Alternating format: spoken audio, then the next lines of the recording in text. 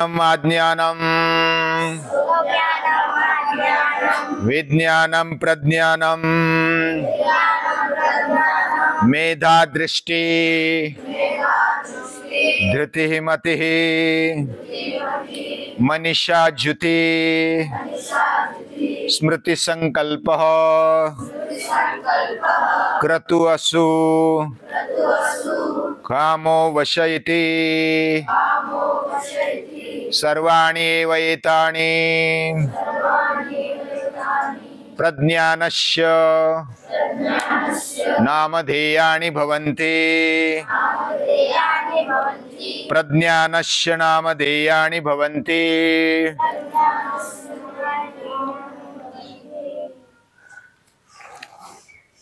James VAT नाम का एक छोटा बच्चा था, 9 साल का।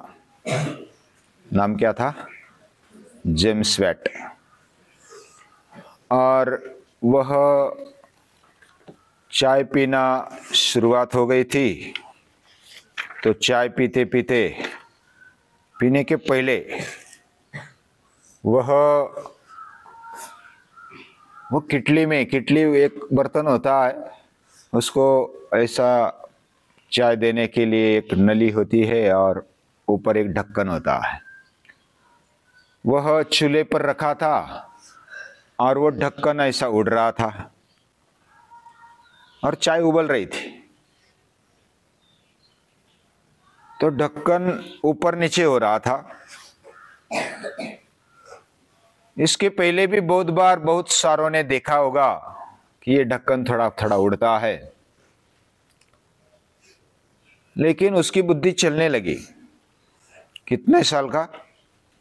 9 साल का। कोई लाइब्रेरी नहीं, कोई लेबोरेटरी नहीं, कोई सुविधा नहीं, कोई साइंस लैब नहीं। फिर भी वो विचार करता है ये कौन सी शक्ति से उड़ रहा है, और स्टीम इंजन का आविष्कार हो गया। उसका नाम क्या है? James Watt. केवल 9 साल का था, यानी बच्चा ही था। कोई पढ़ाई नहीं, कोई लिखना पढ़ना नहीं आता था, कोई लैब नहीं थी, कोई साइंस रूम नहीं था, कोई लाइब्रेरी नहीं थी। फिर भी उसको ये ज्ञान हुआ, उसकी बुद्धि चलने लगी। न्यूटन नाम का एक थोड़ा बड़ा बच्चा था, उसकी उम्र थी 14, और वो सेब के पेड़ के छांव में बैठा था। हवा आई और पेड़ से ऊपर से सेब, सफरचंद गिर गया, एप्पल गिर गया। उसने देखा ऊपर से एप्पल गिरा और वो विचार करने लगा, ये पेड़ पर से नीचे ही क्यों आ गया? ये प्रश्न उसको लगा। ये इधर उधर क्यों नहीं गया, ऊपर क्यों नहीं गया, नीचे ही क्यों आ गया? अब ये तो आता ही है, बहुत सारों ने देखा नीचे ही आता है। लेकिन उसको प्रश्न पड़ गया, क्यों आता है नीचे? वो खोजने लगा और ग्रेविटी का शोध लग गया। शोध लग गया मतलब वो पहले थी ही, उसने खोजा, उसने ढूंढा ये कौन सी ऐसी शक्ति है जो खींच रही है, जो ढक्कन उड़ा रही है।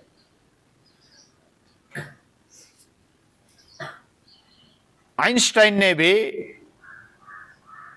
बहुत कम उम्र में जो न्यूटन ने जो लॉ रखा उसके ऊपर कुछ क्वेश्चन किए और नए शोध लग गए। आज दुनिया बहुत ही आराम से चल रही है। आज तक, अभी तक जितनी सुविधाएं नहीं थी दुनिया में, उतनी सुविधाएं आज उपलब्ध हो गई। जगह जगह पर कल्पवृक्ष आ गए। कल्पवृक्ष मतलब ऐसे पेड़ नहीं, मांगने पर जो भी चीज चाहिए हमें मिलती है, जगह बैठे बैठे मिलती है। ऑनलाइन कर दो ऑर्डर, तो आदमी आता है देकर जाता है क्या नहीं? कल्पवृक्ष, भोजन चाहिए, नाश्ता चाहिए, चॉकलेट चाहिए, टीवी चाहिए, जो भी चाहिए सिर्फ मंगा लो तो आ जाता है। ये साइंस का डेवलपमेंट है, ये विज्ञान का डेवलपमेंट है। विज्ञान जो भी सृष्टि में हमें दिखाई देता है, जो भी वस्तु, चीज या तो पदार्थ, उसकी चिकित्सा करके उसके अंदर ऐसी कौन सी शक्ति है जो मूल काम कर रही है, यानी उसके अंदर के मूल शक्ति को देखना और उसके सिद्धांत को पहचानना, यह साइंस का काम है। और वही मेटा साइंस है, वही अध्यात्म है। वो क्या है? साइंस जो बाहरी दुनिया को देखता है, परखता है, उसके सिद्धांत ढूंढता है, और जो अध्यात्म है वह अंदर के जो भी मूल बातें वो ढूंढता है, सत्य की तरफ जाता है और उसके सिद्धांत खोजता है। यह साइंस ही है,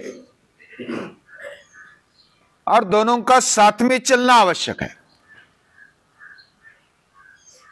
जितने बाहरी विज्ञान को जानना आवश्यक है, यानी हमें आवश्यक लगता है, होना भी चाहिए, उतना ही, उतने से भी ज्यादा यह अंदर की खोज आवश्यक है। और सच कहा जाए तो अंदर की खोज से ही, अंदर की शक्ति से ही, अंदर की विचार शक्ति से, भावना शक्ति से हमारा जीवन अच्छी तरीके से चलता है, बहुत ही अच्छी दिशा पा सकता है। आज टेक्नोलॉजी बढ़ी, साइंस बढ़ा, बहुत सारे शोध लगे, एआई टेक्नोलॉजी तक दुनिया पहुंच गई, यानी कृत्रिम बुद्धि निर्माण हो गई। अभी बुद्धि लगाने की आवश्यकता नहीं, हमारे से भी ज्यादा बुद्धि अभी एआई लगाता है। हम एक साथ सभी एंगल से नहीं देख पाते, एआई देख पाता है, हमें समय लगता है। लेकिन उसमें खामियां भी है। खामियां क्या है? क्या हो सकता है आपके हिसाब से? उसको संवेदना नहीं है। संवेदना के बारे में वो बता सकता है, लेकिन उसको संवेदना नहीं, भाव नहीं, हृदय नहीं।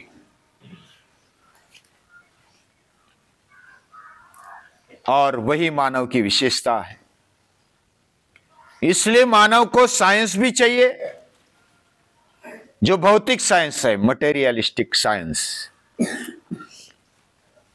और दूसरा स्पिरिचुअल साइंस भी चाहिए। स्पिरिचुअल नाम सुनते ही बहुत सारों को ऐसा लगता है कि ये क्या पुरानी बातें चल रही है, लेकिन ये पुरानी बातें नहीं है, ये बहुत ही अलर्ट रहने वाली बातें। हम ऐसा समझते हैं कि धर्म या तो अध्यात्म ये पुरानी बातें हो गई, पुरातन बातें हो गई, उसका अभी कुछ काम नहीं, उसका अपने जीवन में काम नहीं, उसका मंदिरों में या तो हिमालय में। लेकिन अभी दुनिया बदल रही है, वो विचार कर रही है। केवल बाह्य टेक्नोलॉजी से, बाह्य विज्ञान से काम नहीं चलेगा,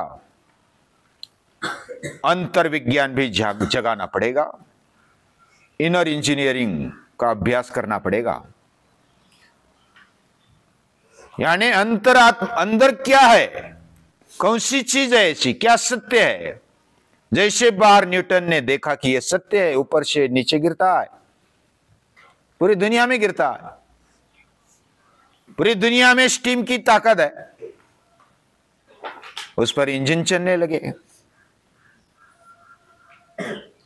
ये इलेक्ट्रिसिटी का शोध लगाया, टेलीफोन का शोध लगाया, मोबाइल का शोध लगाया, अलग अलग शोध लगाए और मानवीय जीवन सुखकर होने लगा। लेकिन क्या इसी शोध मात्र से, विज्ञान मात्र से पूरा सुख आ जाएगा? आज पूरा विज्ञान बढ़ा है, लेकिन डर भी अंदर बैठा है।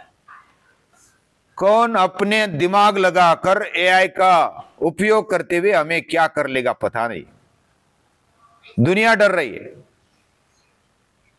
मिसाइल जिधर भी आदमी है उधर वो ढूंढ ढूंढ कर जा रही है। किसी को अगर मारना है तो वो मार रही है, ये टेक्नोलॉजी मार रही है। और दूसरी तरफ कुछ सुख भी दे रही है। लेकिन ये बाह्य तंत्र ज्ञान और विज्ञान, यह एक शक्ति है, ढूंढने की शक्ति, मूल बात ढूंढना और उसके सिद्धांत को समझना। इसको समझते हुए, उसको शुद्ध रूप में समझते हुए जब हम उसको डेवलप करते हैं, उसकी शक्ति को बढ़ाते हैं, उसको जब तक उदात्त नहीं बनाते। परमाणु बम तो बना लिया ओपेनहाइमर ने, लेकिन उस शक्ति का उपयोग दूसरों को डराने से और केवल विध्वंस करने से क्या पृथ्वी आनंद से रहेगी? इतना भयंकर है परमाणु का संवार, हिरोशिमा और नागासाकी ने देख लिया। और मनुष्य भी डर रहा है, ये विज्ञान से डर रहा है। लेकिन विश्वास उड़ गया, भाव प्रेम शुष्क हो गया, वो सूख गया है। इसको कौन जगाएगा? ये इनर इंजीनियरिंग जगाएगा। यह अध्यात्म, अपने आप को समझना, अपने अंदर रहे हुए सत्य को जानना, ये जो समझता है उसको विज्ञान का कैसे उपयोग करना यह आ जाता है। वो उसका साधन बन जाता है। ये साधन है। विज्ञान से निर्माण हुई वस्तु ये साध्य है क्या? उससे सुख पाना साध्य है क्या? अल्टीमेट सुख पाना, अंतिम सुख पाना, ये शायद हो सकता है कि साध्य है, लेकिन क्या मटेरियल हैप्पीनेस से अंतिम सुख मिलता है? नहीं मिलता। टेम्पररी सुख मिलता है। गाड़ी में बैठ गए, गाड़ी पहुंचा देती है जिधर चाहिए उधर, लेकिन ये साधन है।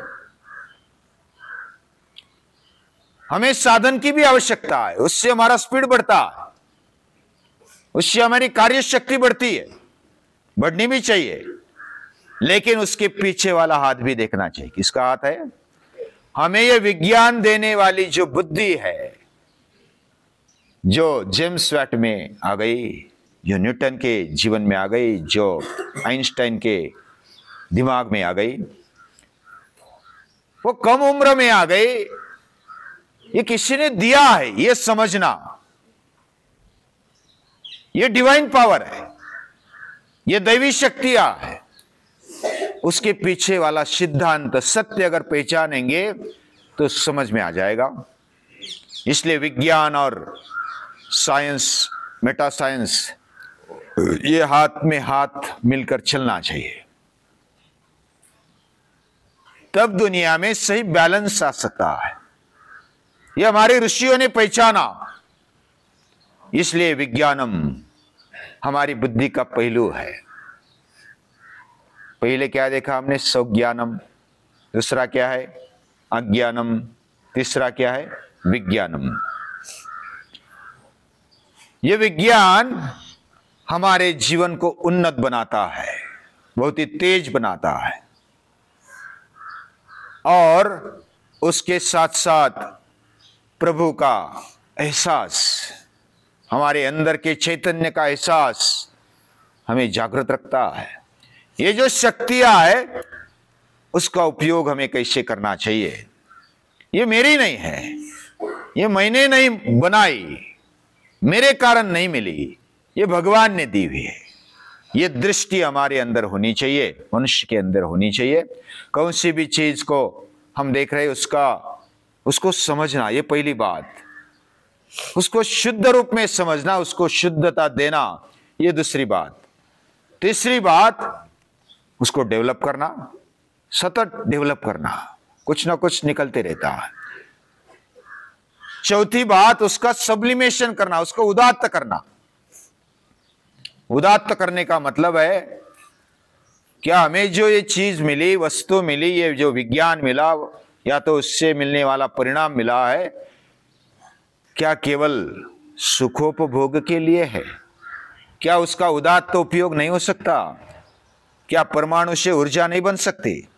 बन सकती है। बनाने वाले का उदात्त ऐसा हेतु था। वो उदात्त हेतु को और बढ़ाते जाओ। ये मेरे लिए नहीं, केवल स्वार्थ के लिए नहीं, केवल विनाश के लिए नहीं। ये कुछ समझो कि चप्पल बनाई, जिस कंपनी ने बनाई, वो क्या मारने के लिए बनाई? वो तो पहनने के लिए बनाई।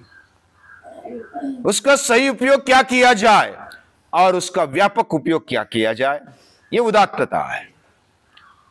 और उसको दैवी बनाना, यानी ये भगवान ने दी हुई है और उसके लिए हम कृतज्ञ हैं।